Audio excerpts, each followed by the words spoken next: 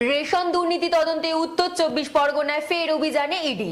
জ্যোতিপ্রিয় মল্লিকের ঘনিষ্ঠ বলে পরিচিতি দুই তৃণমূল নেতার বাড়িতে কেন্দ্র বাহিনী নিয়ে পৌঁছে যান ইডি আধিকারিকরা।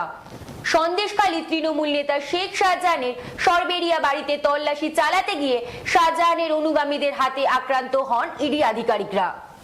জ্যোতিপ্রিয় মল্লিকের ঘনিষ্ঠ বলে পরিচিত দুই তৃণমূল নেতার বাড়িতে কেন্দ্রীয় বাহিনী নিয়ে পৌঁছে যায় ইডি। সাত সকালে সন্দেশখালী তৃণমূল নেতা শেখ শাহজাহানের সরবেরিয়ার বাড়িতে পৌঁছে যায় ইডি আধিকারিকরা।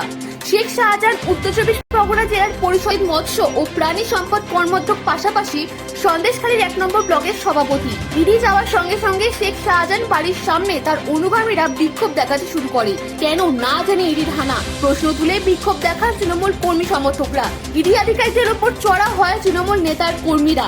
ইডি আধিকারিকদের মারধর করতে শুরু করে তৃণমূল নেতার অনুগামীরা। ধাওয়া করে ইডি আধিকারিকদের এলাকা ছাড়া করা হয়, ভাঙচুর করা হয় ইডি আধিকারিকদের গাড়িও। দুজন ইডি আধিকারিক আক্রান্ত বলে জানা গিয়েছে। খবর সংগ্রহ করতে গিয়ে আক্রান্ত হয় সংবাদ মাধ্যমও, ভাঙা হয় ক্যামেরা ও গাড়ি। আমার মাথা ফেটেছে, ওর মাথা ফেটেছে। পরে আমরা যখন হেঁটে আমরা মোট কজন ছিলেন? আমরা টিমে 8 জন ছিলাম। 8 জন আছে, বাসে আসছে। আর বাকি কারা ওরকম ওখানে আছে না বেরিয়ে এসছে? কোনো যোগাযোগ নেই, কোনো যোগাযোগই নেই।